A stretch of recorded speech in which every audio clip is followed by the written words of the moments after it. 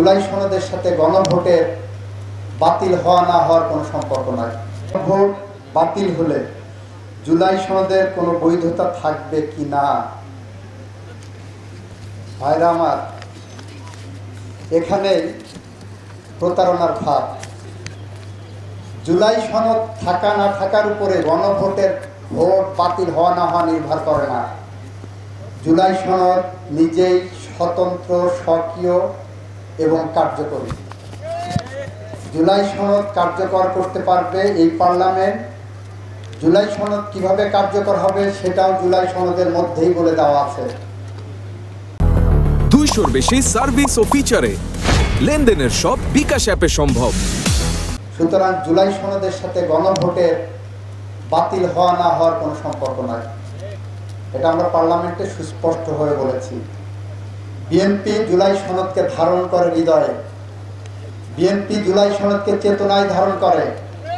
BNP বিশ্বাস করে জুলাই সনদ এদেশের জুলাই আগস্টে 2024-এর জুলাই আগস্টে ছাত্র জনতা রক্তের আখরে লিখিত।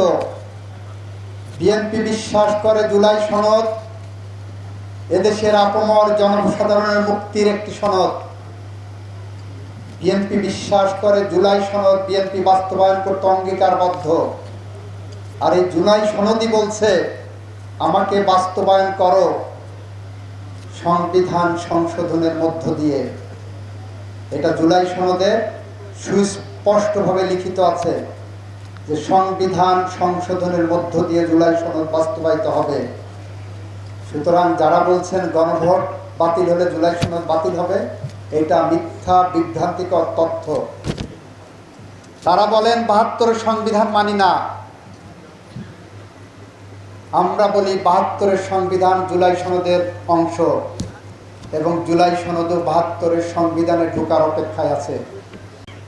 কিন্তু এই সংকট কেন তৈরি হচ্ছে? এই সংকটটা তৈরি হচ্ছে এক শ্রেণীর মানুষ অস্থিতিশীল পরিবেশ তৈরি করার জন্য মোটরসাইকেল নিয়ে এসে, গাড়ি নিয়ে এসে একই তেল একই দিনে 2-3 বার তারা লাইন দিয়ে তেল নিয়ে যে বাসায় রেখে বোতলে ভর্তি করে, ড্রামে ভর্তি করে রেখে আবার তেল নিতে আসছেন। আমরা এতদিন সফট লাইনে ছিলাম। আমরা বলেছি 1974 সালের বিশেষ ক্ষমতা আইনে কালোবাজারি এবং মজুতদারির বিরুদ্ধে সেকশন 25-এর যে শাস্তির বিধান করা হয়েছে, প্রয়োজন বোধে সেই শাস্তি আমরা প্রয়োগ করব। তার সর্বোচ্চ শাস্তি মৃত্যুদণ্ড। আমরা সেই কারণে প্রশাসনকে বলছি আপনারা কঠোর হন।